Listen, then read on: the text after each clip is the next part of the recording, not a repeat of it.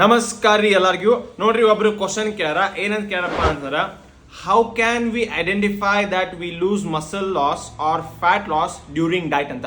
ಈಗ ನಾವು ಡೈಟ್ ಮಾಡುವಾಗ ನಮ್ದು ಬಾಡಿ ಒಳಗ ನಾವು ಮಸಲ್ ಲೂಸ್ ಮಾಡಾಕತ್ತೀವೋ ಏನು ಫ್ಯಾಟ್ ಲೂಸ್ ಮಾಡಾಕತ್ತೀವೋ ಅಂತ ಹೆಂಗೆ ಕಣ್ಣು ಹಿಡಿಯೋದಪ್ಪ ಅಂತ ಕೇಳ್ಯಾರ. ನೀವು ಈ ಎರಡು ರೀತಿ ನೀವು ಕಣ್ಣು ಹಿಡ್ಕೋಬಹುದು.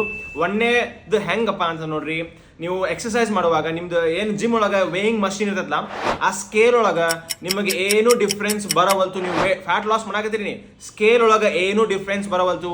ಬಟ್ ನಿಮ್ದು ಡ್ರೆಸ್ ಒಳಗೆ ಡಿಫ್ರೆನ್ಸ್ ಬರಾಕತ್ತಿತ್ತಪ್ಪ ಅಂತಂದ್ರೆ ನೀವು ಫ್ಯಾಟ್ ಲಾಸ್ ಮಾಡಾಕತ್ತೀರಿ, ಮಸಲ್ ಮೇಂಟೈನ್ ಮಾಡಾಕತ್ತೀರಿ ಅಂದರ್ಥ.